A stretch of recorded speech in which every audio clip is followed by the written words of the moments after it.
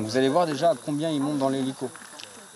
L'hélico il est plutôt chouette et vous avez l'impression qu'il est grand.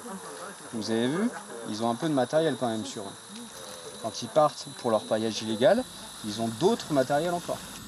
Ils ont été plus de 200 à candidater pour ce stage. Seulement 16 cadets de la gendarmerie ont été retenus, avec des cours 2 mercredis sur 3 et la découverte des services de la gendarmerie pendant les vacances. Plus tard, j'essaie de faire douanière.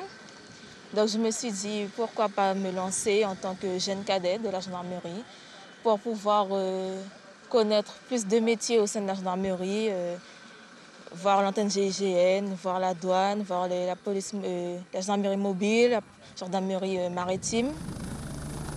Pour ces élèves du lycée Balata, la gendarmerie fait une présentation de l'opération Anaconda qui vise à prendre en flagrant délit les orpailleurs illégaux.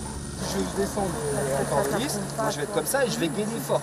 Okay, maintenant, eux, ils vont avoir les bras qui seront un peu plus avancés parce qu'ils ont tout leur matériel, le gilet pare-balles, etc.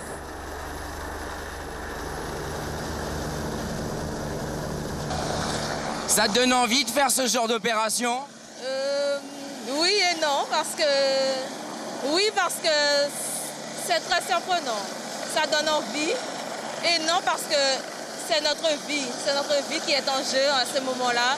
Quand on embarque dans l'hélicoptère, quand on descend, c'est notre vie qui est en jeu. Ces phases vulnérables de l'opération Anaconda doivent être absolument maîtrisées par les forces en action.